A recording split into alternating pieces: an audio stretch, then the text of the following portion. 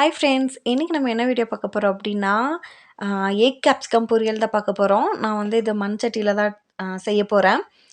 So வந்து கடுகு எண்ணெய் ஊத்தி கடுகு, வெங்காயம் எல்லாம் போட்டு நல்லா தாளிச்சதுக்கப்புறமா, வெங்காயம் வந்து ஓரளவுக்கு வதங்குனதுக்கப்புறமா வந்து கேப்சிகம் வந்து அதில ஆட் பண்ணிக்கலாம். அதுக்கு முன்னாடி முட்டைய வந்து உடைச்சு ஊத்தி நான் 4 முட்டை எடுத்திருக்கேன். முட்டைய உடைச்சு ஊத்திட்டு கொஞ்சமா உப்பு போட்டு நல்லா மிக்ஸ் பண்ணிக்கலாம்.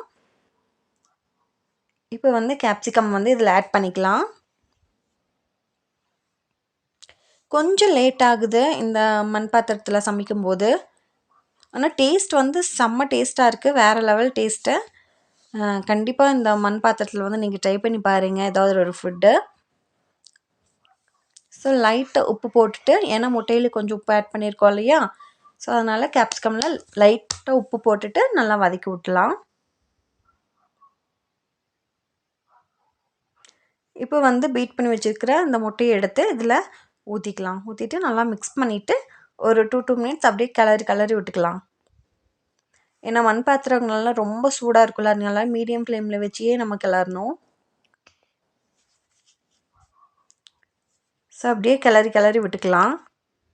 அப்படியே விட்டுட்டோன்னா ரொம்ப பிடிச்சிருது. இது ஃபர்ஸ்ட் டைம் முட்டை பொரியல் வந்து இதில் நான் ட்ரை பண்ணுறேன். ஸோ யம்மியான முட்டை பொரியல் ready friends. Thank you for வாட்சிங்.